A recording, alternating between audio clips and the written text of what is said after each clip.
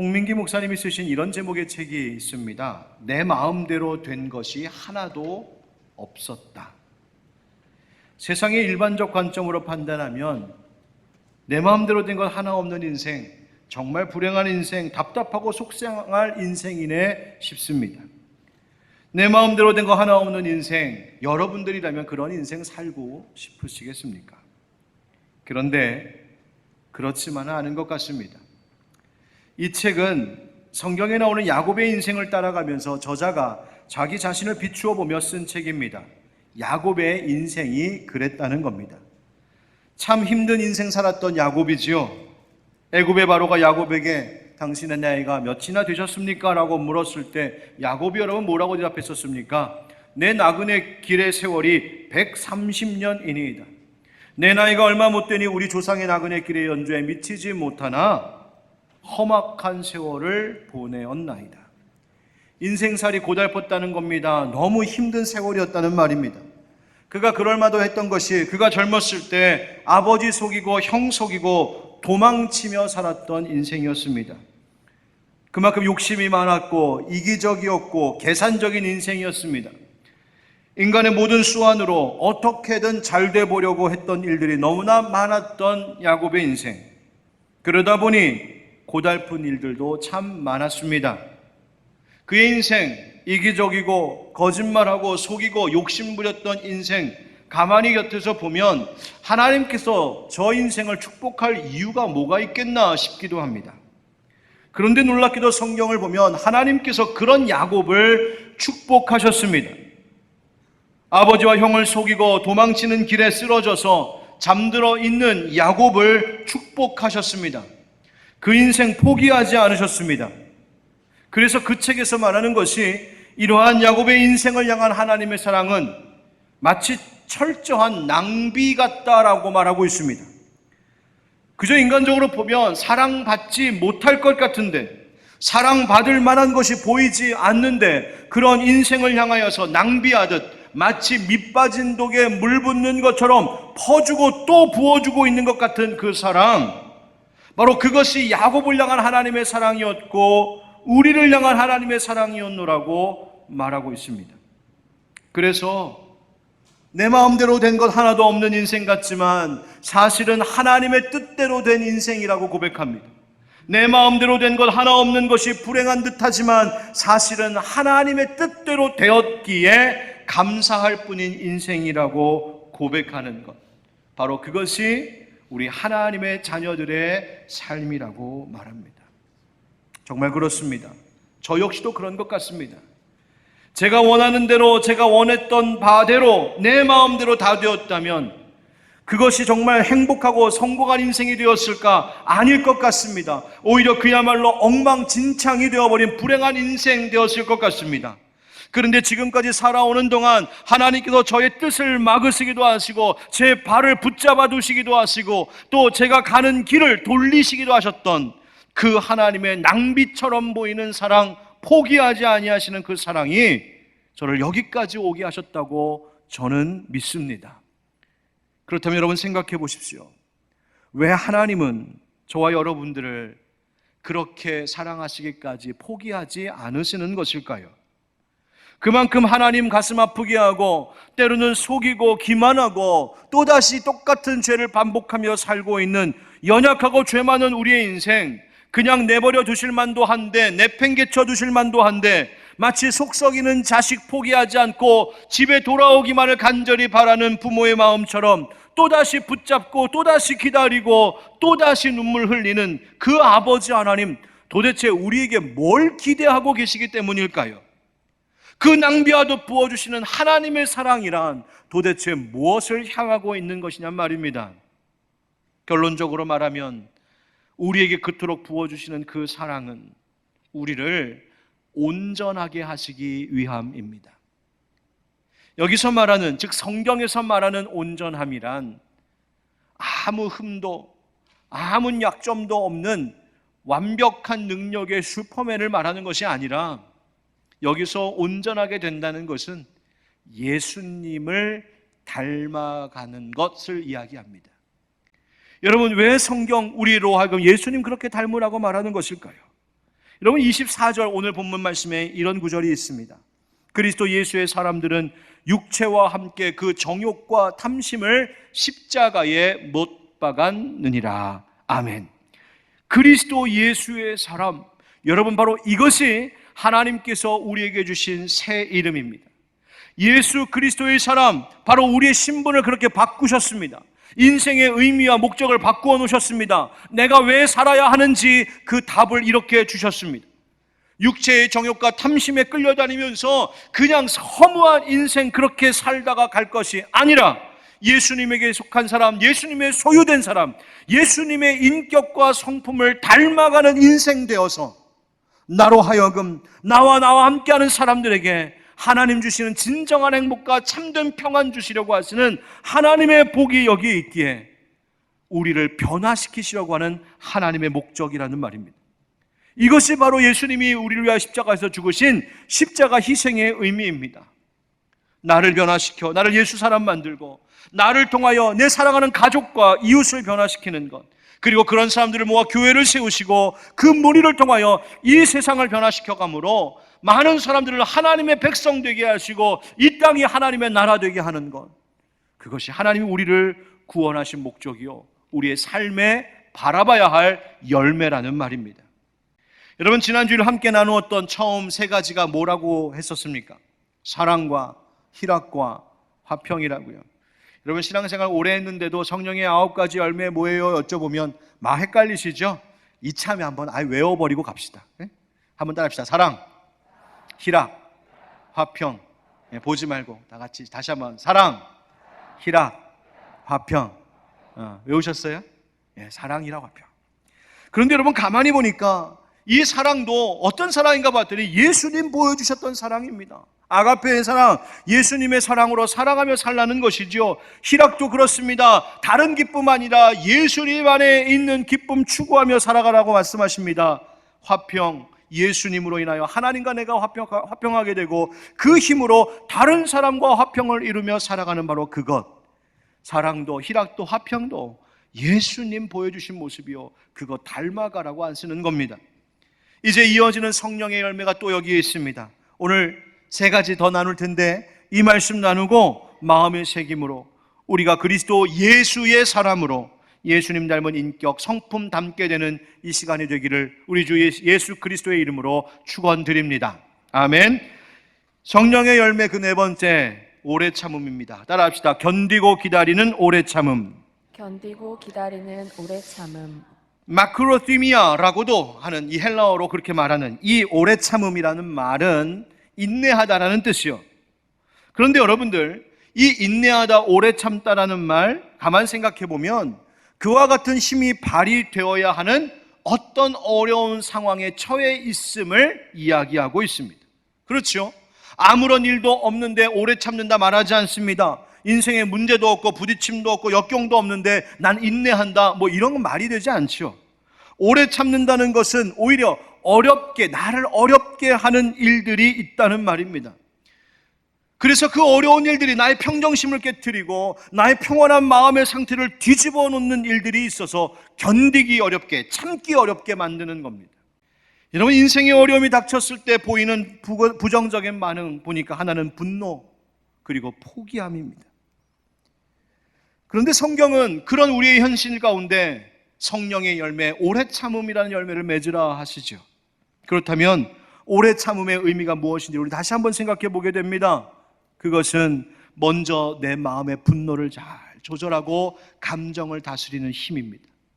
마음을 지키는 것.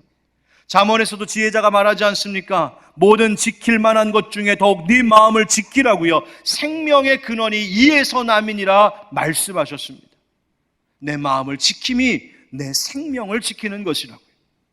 여러분 그런데 이것이 참 쉽지가 않지요. 벌컥벌컥 올라오는 이 분노와 화, 그리고 여기까지인가 봐 포기하고 싶은 마음, 낙심좌절, 여러분 이거 이겨나가기 쉽지 않지요. 어려운 일이 참 많은 이 현대사회에서는 더한 문제이기도 합니다. 그래서 어떻게 해야 될까요? 그래서 여러분 성령님 의지하며 사셔야 합니다. 성령님께 마음 쏟아놓으며 사셔야 됩니다. 내 마음의 분노가 치밀어 올라서 어떻게 할 수 없는 그 순간에 그것이 폭발하여서 사랑도 무너지게 하고 기쁨도 빼앗아버리고 화평함도 깨뜨리기 전에 성령님께 그 마음을 쏟아놓으셔야 됩니다. 그러면 어떤 일이 벌어질까요? 포기하지 않고 이길 힘을 성령님께서 우리 가운데 주시는 줄 믿습니다. 그렇다면 오래 참음이란 무엇일까? 오래 참음이란 우리의 현실 앞에, 내 눈앞에 닥쳐오는 나의 평온함을 뒤집어 엎어버리고 깨뜨리는 그 어려움에 대하여 분노하지 않는 것만이 아니라 그것을 피하지 않고 직면하는 용기를 갖는 힘이기도 합니다. 여러분, 오래 참음의 또 다른 이름은 용기입니다. 어떤 시련 속에서도 견디며 기다리면 마침내 하나님께서 선한 결과를 이루실 것을 나는 믿습니다라고 하는 믿음의 용기, 그것이 오래 참음을 가능하게 하는 겁니다. 여러분, 혼자 끙끙 앓으면서 버티는 것만이 아니라 하나님이 이루실 선한 결과를 바라보는 그 소망의 힘이 바로 오래 참음입니다. 그런 오래 참음의 사람들은 그렇기 때문에 그 어떤 일 속에서도 하나님과 사람들을 원망하지 않습니다. 불평과 분노를 가볍게 쉽게 막 쏟아놓지 않습니다. 대신 하나님에 대하여는 어떤 마음을 가질까요? 믿음을 갖는 겁니다. 하나님, 이렇게 어렵고 이렇게 참기 힘겨운 이 상황 속에서도 다시 내 마음을 지켜주는 성령님, 내가 압니다. 반드시 오히려 이런 일들을 통하여 선한 일을 하나님께서 이루실 줄 나는 믿습니다. 다른 사람들, 내 가족, 친구, 교우들, 이웃들에 대해서 어떤 마음을 가질까요? 그들이 나를 해하고 나로 가슴 아프게 하고 내가 그들 때문에 혹은 손해를 보는 일이 있을 때에도 주님이 내 있는 모습 그대로 받아주신 것처럼 나도 저 사람의 저 모습을 인정하고 받아주고 품어주겠습니다. 바로 관용하는 성품이 오래 참음입니다. 루터는 이 갈라디아서 본문의 말씀을 주석하면서 이런 이야기를 합니다. 마귀가 우리를 얼마나 잘 아는지, 우리가 얼마나 오래 참을 수 없는 존재임을 잘 안다고요. 그래서 어제는 어떻게 참아서 넘겼지만 오늘 한 번 더 공격하면 넘어질 것을 마귀는 알고, 오늘 어떻게 참았다 해도 내일 또 공격하면 또 넘어질 거라고 마귀는 안다는 거예요. 그래서 계속 두드리고 강한 타격을 가하면서 오래 견디지 못하게 하면 결국 깨져버릴 흙그릇, 질그릇과 같은 것이 우리의 인생들임을 마귀가 알아서, 그래서 어제도 오늘도 내일도 계속해서 참지 못하게 두드리고 있다는 것입니다. 그렇다면 여러분, 이것을 이길 방법이 무엇일까요? 결국 나의 약함을 알고 나의 부족함을 고백하고 나의 죄악됨을 돌아보며 회개하고 그 마귀의 두드림의 시험이 끝날 때까지, 그 마귀가 포기하고 물러갈 때까지 역시 성령님 의지하며 오래 참아야 하노라고 다시 말하고 있는 것입니다. 그러니 오래 참음이란 우리를 넘어뜨리려고 하는 그 공격하는 마귀를 대적하여 이길 강력한 영적인 무기인 것이죠. 그래서 예수님도 이렇게 말씀하셨습니다. 누가복음 21장 19절에 너희의 인내로 너희 영혼을 얻으리라. 할렐루야. 여러분, 성령의 열매 첫 번째 사랑이라고 하지 않았습니까? 고린도전서 13장에서 사랑은 하고 제일 먼저 나오는 이야기가 뭡니까? 사랑은 오래 참고, 그리고 이어지는 구절들도 이렇습니다. 5절 가서 보면 사랑은 성내지 아니한다고요. 7절에 사랑은 모든 것을 참으며 모든 것을 믿으며 모든 것을 바라며 모든 것을 견디는 이라고요. 여러분, 그래서 이 오래 참은, 참고 견디는 이 기다림은 바로 사랑의 매우 중요한 속성이요, 사랑의 또 다른 이름은 오래 참는 것입니다. 여러분, 여러분의 아내와 남편을 사랑하십니까? 여러분의 자녀, 형제, 이웃, 부모님 사랑하시나요? 교회와 교우들을 사랑하십니까? 그들에 대하여 오래 참으셔야 합니다. 그것이 사랑이라고요. 여러분, 사랑은 그렇게 견디는 것입니다. 오래 참지 못하면 사랑도 희락도 화평도 빼앗기는 것이죠. 사랑하는 우리 형제자매 여러분, 환난은 인내를, 인내는 연단은 소만을 낳는다는 그 말씀을 기억하여 오늘도 성령님 의지하여 오래 참고 견디고 기다리는 그 인내로 마침내 우리에게 좋은 일 이루신 하나님의 결과를 볼 수 있는 믿음의 사람들, 인내의 성도들 되시기를 예수님의 이름으로 축원드립니다. 그 다음 나오는 열매는 뭡니까? 자비입니다. 한번 따라 하시죠. 친절히 남 섬기는 자비. 친절히 남 섬기는 자비. 헬라어로는 크레스토테스라고 부릅니다. 이 자비라는 말은 다른 사람들을 긍휼히 여기는 마음이요, 그런 온화하고 온순한 성품입니다. 또한 그렇기 때문에 다른 사람들을 돕고 섬길 줄 아는 섬김의 능력, 봉사의 능력이기도 합니다. 여러분, 그리스도 예수의 사람들은 어떨까요? 우리 예수님은 어떠셨습니까? 우리 예수님은 불쌍히 여기는 마음을 가지셨던 분이십니다. 그러니 그리스도 예수에게 속한 사람들은 어떤 사람들입니까? 남의 기쁨을 나의 기쁨으로, 남의 슬픔을 나의 아픔으로 슬픔으로 여길 줄 아는 공감의 사람들입니다. 다른 일을 긍휼히 여길 줄 알고, 다른 사람의 잘못을 사랑으로 덮어주고 용서해 줄 줄 알고, 양보하고 배려하고 누구에게든지 정중함으로 그를 존중하고 높일 줄 아는 태도, 그것이 자비입니다. 바로 그것이 죄인들을 사랑하시고 친절히 대하셨던 예수님의 성품을 담는 것이죠. 여러분, 저는 목회하면서 우울감에 늘 젖어 계신 많은 분들을 볼 때가 있습니다. 어떤 일로 인한 큰 실패를 겪고 그 트라우마에서 도무지 벗어나지 못하고 계신 분들도 봅니다. 그럴 때마다, 그런 분들을 위해서 기도할 때마다 목회적인 고민에 쌓이게 됩니다. 하나님, 제가 저분들을 위해서 어떻게 할 수 있습니까? 저분들의 그 우울감, 그 슬픔, 절망, 낙심, 저 상처, 하나님, 제가 뭘 할 수 있습니까? 그때마다 하나님 제게 주시는 마음은 한 가지입니다. 다른 것 없더군요. 그저 함께 그 마음을 헤아려주고 공감해주는 것. 할 수 있다면 함께 있어주고 얘기 들어주고 그저 손만 잡아줘도 그것이 얼마나 큰 힘과 위로가 되는지 네가 알지 않느냐고 하나님 내게 말씀하십니다. 그러고 돌아보니 제가 힘든 그 순간마다 누군가를 보내셔서 하나님 위로하셨던 손길, 자비의 손길을 느낄 때가 너무나 많았습니다. 지쳐있는데 누군가 곁에 오셔서 목사님 힘내세요. 목사님 많이 힘드시죠? 제가 기도하고 있어요. 목사님 너무 좋아요. 가끔 여러분들이 아무도 안 쳐다볼 땐 조그만 꼬마애가 달려와서 제 다리 붙잡고 목사님, 그러면 또 그 얼마나 힘이 되는지. 그와 같은 작은 위로, 그와 같은 작은 어루만짐, 그 마음의 헤아림, 여러분, 그것이, 그 공감에서부터 우리의 삶의 자비로운 인생이 시작이 되는 것이죠. 시편의 말씀에 시인은 이렇게 노래하고 있어요. 그는 곤고한 자의 곤고를 멸시하거나 싫어하지 아니하시며 그의 얼굴을 그에게서 숨기지 아니하시고 그가 울부짖을 때에 들으셨도다. 아멘. 여러분, 하나님은 고통받는 우리의 그 고통을 결코 가볍게 여기지 않으시는 분이십니다. 하나님, 힘들어요. 그러면 우리 하나님은 뭘 힘들다 그러냐? 인생 사는 게 다 그렇지. 하나님, 아파요. 그러면 야, 내 손 좀 봐라. 난 더 아팠어, 야. 그러지 않으십니다. 하나님 그저 옆에서 그래, 힘들지? 그래, 알아. 얼마나 아픈지 알아. 얼마나 배고픈지 알아.